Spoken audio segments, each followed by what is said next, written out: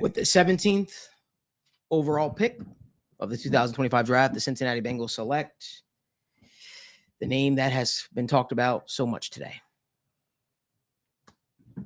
The name that's been talked about so much today. The one that we just said we should trade back for. The Bengals do it. Wow. Shemar Stewart is a Bengal. Wow. All right. Shemar Stewart is a Cincinnati Bengal. Shemar Stewart is a Bengal. Listen, we can sit up here and we can talk about the negatives. Yeah. One thing I could talk about is the positives. Let's talk about the positive. I want to be positive right now. They had a need a pass rush. They get it. There's pass rush in the department of, hey, you know what? Getting sacks, and there's pass rush of being an absolute disruptor. The Bengals get it with Shemar Stewart, who's been an absolute disruptor. He said he thought that productivity was overrated. I disagree. But if you're talking about a guy that can win off the line of scrimmage, that has a deep bag and pass rush moves, it is Shemar Stewart. And they say his traits graded out quite similarly to Myles Garrett, but the production was not that of a Myles Garrett. And Shemar Stewart is a Cincinnati Bengal. Marissa, clip it. Let's put it up there. Let's get initial thoughts. Yeah, man.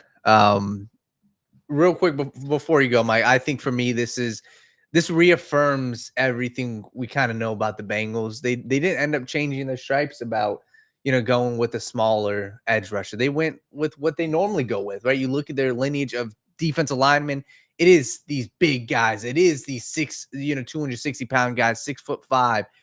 He fits what they want, and what the defensive line coach said. Stop the run first, earn the right to rush the passer.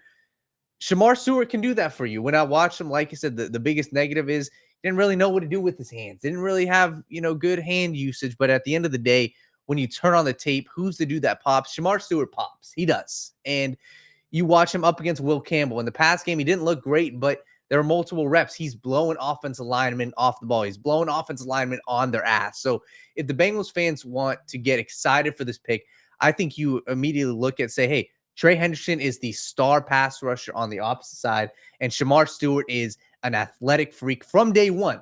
You slot him in right away as your starting edge rusher, and you hope that he develops. But like I said, I think it's a little frustrating to see the production go off, the stay on the board. But Shemar Stewart popped on film, and they got their edge rusher of the future. So. In this spot, I would have much preferred Mike Green or a trade back to pick up an extra pick or two and still grab a quality pass rusher in the first round. Maybe go on the inside with someone like Derek Harmon. I know he's been connected to the Bengals in the days, weeks leading up to the draft. So, yeah, I'm not going to sugarcoat it. I don't like the pick whatsoever.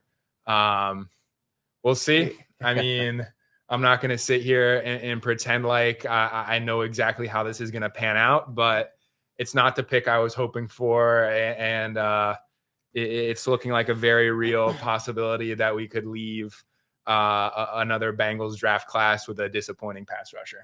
Listen, I'll be honest with you. I don't mind the pick that much. I have a serious issue with the lack of production, but if I'm being completely honest with you, I